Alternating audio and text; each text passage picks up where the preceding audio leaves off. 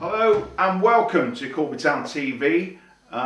If you're watching this, obviously on YouTube, because you are, make sure you subscribe. That's very helpful indeed. This is all about things, obviously, Corby Town. My name's Chuck, this is Michael, and tonight we're joined by David Tilley. Now, those that don't know David Tilley is the club historian. He's written a couple of books and he's with us now. David, thank you very much for joining us. Fine, Chuck, thanks. You've been a Corby Town fan for a long time. Very long time. What was your first game? It's a very vague memory. I was think I'd been about 5 at the time. We played Hartlepool in the FA Cup in 1964, and my memory is that it was a family day out with parents, grandparents. A treat for me, obviously, I got a football match. Corby got beat 3-1, so I was sort of set up for life there, really, from the word go. Paved the way forward to the way you're expecting to watch Corby Town. Yeah. But I mean, Hartlepool, that's quite a game. Well, that's obviously why they thought FA Cup, Hartlepool, will take the kid along and see if he likes football. And I did. You did. Well, you know, and now and the rest is history, as you say. Well, that's it, basically. But you are the club historian. You know Corby in and out since its beginnings now in '48. You've gone back and looked back at what happened in 1948 and where it happened, and why we picked the colours we did, and why our traditional away kit used to be yellow and blue. I believe. So there's all this history, and you also take lots and lots of photographs and videos, and it's all there. And we're now at a point now where you've got a bit of time in your hands, and hopefully we'll be able to see and share some of that. Well, I'm starting to share some of my old videos. Just done the first one today. Corby against Hinkley Town. It was a Southern League Cup game actually. Second leg, we won the first leg 7-1. This is the away leg, we only won that 6-0. So it was a 13-1 aggregate against Hinkley Town. Not a bad score. I did see a bit of it today. David Hofbauer scored one of those goals I saw. He was in the bar on Saturday, it was nice to see him too. You know, so you look back at that team, and it's just full of proper football. Well, Dougie Keys, Bryn Gunn, Jerry McElhenney, Chris McKenzie in goal, Paddy Raymond. And these are all players that actually played league football, came down to play football. Matt Murphy, obviously before he went into league football, he got a hat-trick that game. So yeah, people that were supporters back then will know the players. But for a lot of the current, that was 30 years ago, so there's obviously a lot of supporters that the players are just names, like they were for you and me going back further. Like in the 60s, they were just names to us. Players that we know personally, they're just names to the new batch of supporters coming through. So if I can get a few videos done of the old games, it might give them a chance to get to know some of the old players. And obviously, some of those old players still come up to watch Corby Town. So one of the games that I know that you said you went to see was this one here. Look at this, and you get it on here. This is Corby Town versus Nottingham Forest. Do you like Nottingham Forest? I do indeed, Chuck. This is a big thing for you. Look, Brian Clough brought his team to... it was the first team as well. Pretty much first full team to Occupation Road, because Corby have had 3 grounds, Occupation Road, the Triangle and Steel Park. Fact-finding fans. And if you look at the team there, you know, these are names of the past, obviously. But you said you were at that game and you got Clough's autograph. I got Clough's autograph, yes. Do you know the score? Yes, we got beat 2-1. Wasn't that was something to do with the floodlighting system? Brian Clough switched on the floodlights. So and we just actually signed David Gill from Forest, and he played his first game there, and he went and played with 200 games for Corby. Gilly, of course, a great plumber too. So if you're watching this, Gilly, you're going to go, what? How does he know that? I know everything. He also had a really, really big moustache. But I say, as the main historian at the club, you've written a couple of books as well. Yeah, we're on in collaboration with Clive Smith. That's quite old one. That's the 40th year anniversary. That's quite good. I'd say Clive Smith and Derek Waugh, who wrote for the Telegraph, he's also got a few forewords in that. Yeah. And if you look at the front cover, you can see there's Hoffy there next to Elwyn, and you know, it's at the old ground mainly, and things in there. Lots of adverts in there as well. That's still available if you go and find a copy. But the big book that you spent an awful lot of time on was this one. The 70 or 60 years, sorry, 60 years. So, and that's strange enough. It's got the new club badge on, because Corby Town has several club badges. You can probably see some of them on these old kits, but it replicates the Steelman. It's the statue that's in the town centre. So there's lots of information in this book. Yes, lots. How long did it take you to write this? Well, years of going to the library and going to Kettering Telegraph Library and getting afternoons after work, and it's quite a read, and there's lots and lots of pictures in it. It's tremendous. It is really tremendous. Yeah. If you want to know about the history of Corby Town. And if you just like pictures, there are lots of pictures. There are lots of pictures in there. Most of them from the Telegraph, and I'm probably on the back cover actually. Oh, maybe not. But never mind. I see Big Dale is, but he's probably got a copy of that. So, but it's not just about the club. It's about the pitches and the stadium that we played at, and it's also about some of the fans as well, because they all get a mention in there. But a tremendous read if you're looking for something. I think it might be still available in the club shop. There might be a few copies out there. Get one. It's a good read. I've got some at home as well. There you go. He'll tap you up one. So how has it been for you? Because you're obviously still watching Corby home and away. How's this season been for you? A bit of a tumultuous. It started off optimistic, and then it went a little bit pear-shaped sort of halfway through, and then Lee Attenborough decided that Belper was a better prospect. But then we brought in Setch, and we've not looked back since, really.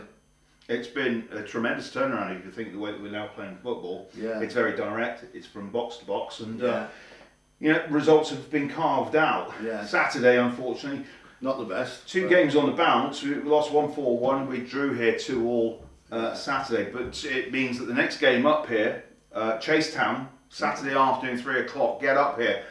It's going to be huge, isn't it? I need all the support we can get. So everybody, bring a friend. Bring a friend. Bring the drums. Or just bring somebody you don't know. Just drag somebody in. But it has been better to watch. Do you enjoy going away to watch Corby Town? Pretty much. It's good to get away and to see different places. I mean, you know yourself, when I go away, if I can, I tend to try and look around the place. It's not just go to the football. I like to get there a bit early, spend maybe an hour looking around the actual town or city or whatever, rather than just football and back. So yeah, it's enabled me to see parts of the country I wouldn't have seen otherwise, obviously.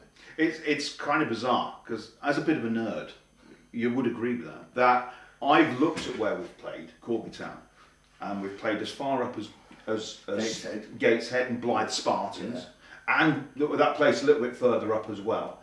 And on the Isle of Wight, that's a European game, and in Wales, north and south, Newport and Colwyn Bay, and as far down as Truro. Well, we went to Lowestoft and actually stood on the point that said that is the most easterly point in England, Lowestoft. So we've been as far east as you can go.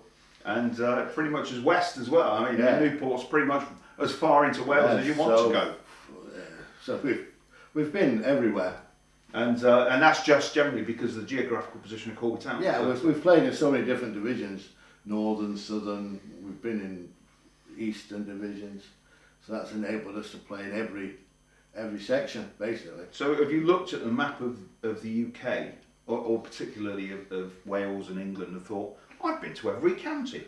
Well, I tend to look at the map, and if I see a map, I sort of say, I've been there, and bore people with that information. It's very useful in quizzes as well. Yeah. One quiz question I heard the other day, you like this. What's the river that runs through Braybrook? It's actually the River Jordan. Who'd have thunk it? Who'd have thunk it? Yeah. But yeah, that's where you get information from. But it is interesting. It's something that came up in the last podcast with Stevie. We were talking about grounds, and we've seen some good grounds. We've seen some absolutely appalling grounds. And we have, haven't we? Yeah. So, I mean, I watch quiz programs on the television, and you get these geographical questions. What county is this? And I know them because I've been there. And you think, how come this person doesn't know that? Yeah. Because I know it. because I've been there. I've been to this county and that county. What county is such and such in, and I know those things. So, as somebody who's been a long-time supporter, do you have a favourite player? Oh, that's a hard one. There's different players. I think Hoffy's got to be one of the players from a local boy to do what he did. I think he's got to be one of my favourite players. Don't Hoffy get too big-headed about that, but yeah, I think Hoffy. If you're looking at players, he's probably the one that I would say of all the players I've seen. Obviously, you look at people like Mark Lawrenson and people like that, I think they're good players, but I think Hoffy being a local boy and scoring the goals he did, I think Hoffy's right up there. We've had a lot of local players come from Corby, you know, so we're going to rattle through a few. Obviously, David Hoffbauer, top goal scorer for Corby Town ever, highest goal scorer. You've got the highest appearances, I think, is Elwyn or Derek Walker. Derek Walker, the two of them. Derek's the most, he's 601, Derek. So that's why he's the club historian. And then you've got players that were just liked by fans that are local, Sean Diver, for instance, and then you've got other players that have come to Corby Town after a successful league. And they've become local. So likes of Lee Glover, he's proper Corby. Kettering fans, he's proper Corby. And the same with Eddie McGoldrick, you know, who obviously played for Palace and Man City and some other team in North London as well, Stuart Campbell. And Stuart Campbell. So they're all Corby. It's a surprise that we've had so many players. And obviously another one, Brent Gunn, played for your team. Absolutely. So and Billy Mackay Jr. Billy Mackay Jr. Doing well in Scotland at the now, moment. There's a question. Do you think Billy Mackay Jr. will end up his swan song at Corby Town? It's very, very possibly. Very possibly. It puts it out there, doesn't it? Yeah, very possibly. If you're watching, Billy. But any of the Billies, if you're watching. But we have been very, very lucky, and as you say, Chris McKenzie as well. We can't forget him. Seen him recently. Dick Dighton, obviously. Has been in our thoughts recently as well. He was from Corby. Went to Coventry, shared the goalkeeping duties with David Icke at Coventry's youth team. There's a pair, Dick Dighton and David Icke. I would just bow my head to David Icke because mainly he gets his name mentioned in a Carter USM song, so that's good for me. But, and I can put the link on now, you see, and they'll go, what's that about?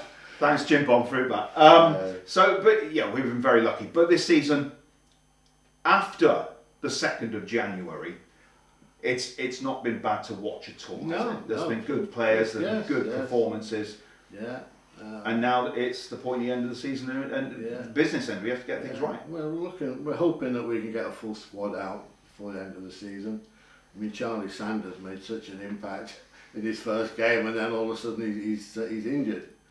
But the impact he made in his first game makes you think we're missing him. You know, whether he will carry on in that vein, we hope so. Well, Gary Setchell said after the game on Saturday that he's going to move certain things around, and he needs a good team performance and to start from minute one. And I think that's what the fans want as well. 606 here again at Steel Park. That's tremendous. Well done, fans. Get up here, keep it up, because it's important. We need to get out of this league. That's what it's all about. Well, that's it. I mean, considering where we've been league-wise, I mean, this is very low down from where we've been when, you know, we like you and me, we never thought we'd see Corby win in the Southern League, and then we've done it twice, and now all of a sudden we're at a lower level of that, and we'd like to get back up, at least challenge it at the top of the Southern League. And just to make the hits, I like this. I like the I like the involvement. Corby Town have won the Southern League Premier, more times than Tottenham Hotspur, who only won it once in 1901. That's facts, fans. So it's weird to know. Fulham won it too. But we to actually win the Southern League. Obviously, most supporters would say that the most memorable game was the game down at Poole, where we won the league. To go down there, because we'd been down there a few weeks earlier for the League Cup final, and they'd beaten us. But we went down there when it really mattered and did the business. Yeah, an extraordinary game. At one point we were 2 up. Yeah. They levelled and then we took the lead again. Actually, maybe they were 2-1 up and we pulled it back and made the winning score. And some great players on that occasion. The boy Byrne and Swizz and all those players in a strange kit of almost Barcelona red and blue. Yes. I never did like that kit, but I got to like it that afternoon. And you said, is that the kit that you've got with your name on? No, I've got a tracksuit which is from the championship winning season, and it's nice and red, and it's got my initials on it. So eventually that'll be going up there. So I just remind you. I've got far too many initials to have on my shirt. But just one quick thing. Go on. 2-0 up against Poole. They pulled it back to 2 each. There you go. Yeah. And then Daly scored in the last 7 minutes. So there you go. But it was a great game. I think Mike was after my job. Yeah, you can have but they went en masse. It was a huge occasion out, and there was 1,000 people there from Corby, and a great occasion out. And there is some coverage. Maybe we can show some on here. But what we also need to do, because it's not just about Corby Town here, we're looking at all the teams that come under the umbrella of Corby Town. And you saw the youth team last week. I did indeed. Yeah, they were playing in the Jamin Shield. I think it was the first time they'd been beaten up here all season. They lost 3-1 to Rawns. And I guess if I was Colin, then they didn't quite put in a great performance, to be honest with you. Second half they got into it a bit more. It was 2-1 and then they missed a penalty, which I was behind the goal. And I've actually got film of it where it looked like it was over the line.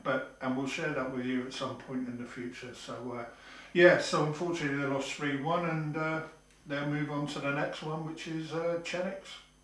Right, and that's in the quarter-final of the League Cup, I think. Yeah, it's League so, Cup. And it's obviously not just boys football, men's football here. We're also going to be looking at and talking to people involved with the ladies teams here at Still Park. So we're trying to involve everybody, encompassing everything, and that's what we want here at Corby Town. That's it. So what's next for you then, Dave? Well, obviously getting stuck into trying to do a few of my old videos, get them edited and see if I can find out how to put them online. Easy, we can sort this out. I'm just useless, so I can do everything. I can edit them and get them looking good, but put them online is not my thing. We've got help with that. We know people that can do this. Yes. Don't you worry about it. We'll be able to do that soon. But I hope you enjoyed this episode. Whenever it goes out, keep tuned in to Corby Town TV. I have to think about that. I don't know why. Maybe I need a big banner in front of me. But thanks very much for watching. Michael, I'm Chuck. This is Dave Tilley. Hi. Thanks very much. Yeah, thanks a lot. Subscribe.